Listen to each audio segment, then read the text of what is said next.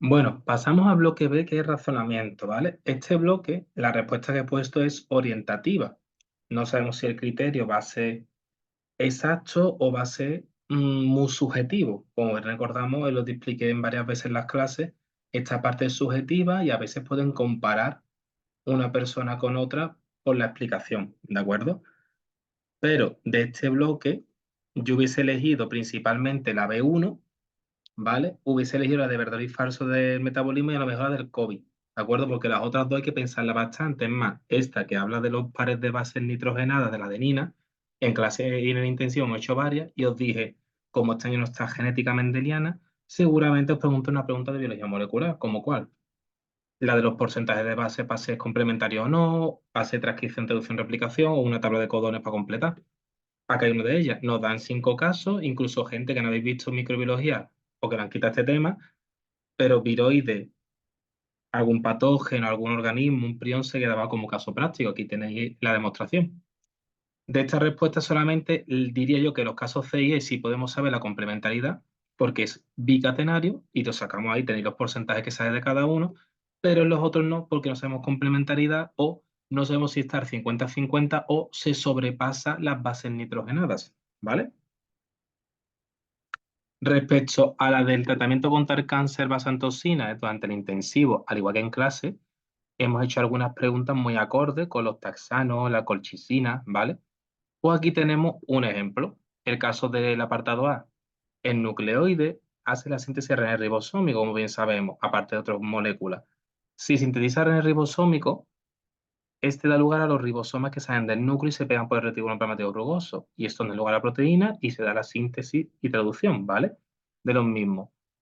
¿Qué pasa? Al no tener este proceso, ni crearlo, no hay ribosomas que generen después las proteínas para el metabolismo y por tanto no hay energía y se muere la célula.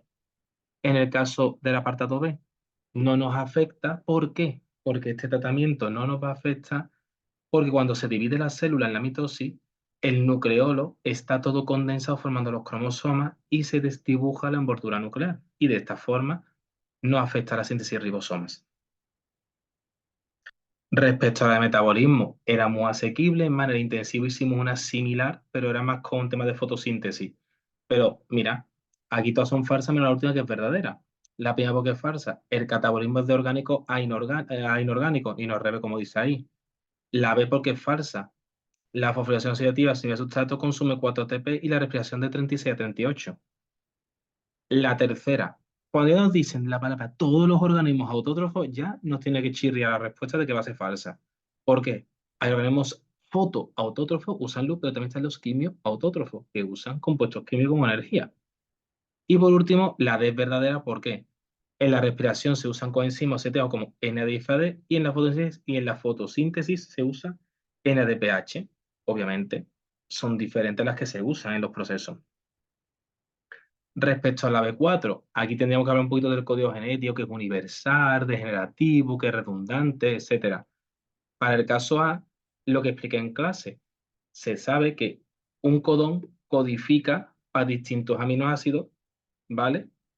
No sería correcto, es degenerativo. Sí, puede haber un mismo aminoácido con distintos codones, pero el mismo codón no puede dar dos aminoácidos diferentes. Es decir, por ejemplo, AUG da metionina, pero por ejemplo, imaginaros, AU, ACC, AGG, AUU, pues ellos cuatro por lo menos dan para alanina, claro, pero al revés no puede ser que haya otro AUU que dé lisina.